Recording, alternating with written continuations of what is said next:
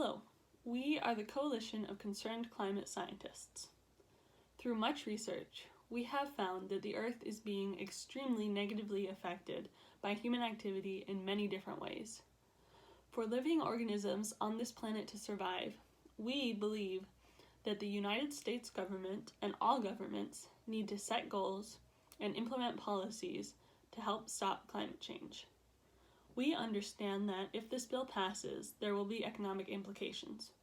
However, we believe that a drop in economic growth now is worth being able to keep the Earth livable for all of our futures.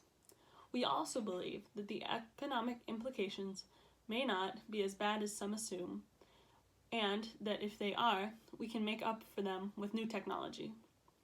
Because of all previously stated, we support this bill. Hello, we will be discussing the evidence and support for climate change. Thanks to Earth orbiting satellites and other technological advances, this has enabled scientists to see the bigger picture. We can finally see the world, how it operates on a global scale. We can see everything from the ocean level rising to the glacial ice sheets melting as well. Speaking of, the planet's average surface temperature has risen about 2.05 degrees Fahrenheit since the late 19th century.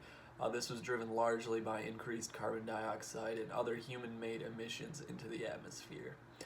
The Greenland and Antarctic ice sheets have decreased in mass. Data from NASA's Gravity Recovery and Climate Experiment show that Greenland lost an average of 279 billion tons of ice per year between 1993 and 2019, while Antarctica lost about 148 billion tons of ice per year. The global sea level is rising about 8 inches in the last century, so this is something we really need to focus on. As said earlier, the bill, if passed, could cause economic growth to slow. This is because of the actions required by the agreement for the countries that passed the bill. The economic growth of a country could slow, but there is things that can be done to balance the requirements of the agreement and keep the economy stable or still even growing. The economic slowdown could be caused by the need to change how we produce energy to keep within the parameters of the agreement, but the assembly and construction of cleaner energy source objects like solar panels and wind turbines will require more workers to build and construct these objects.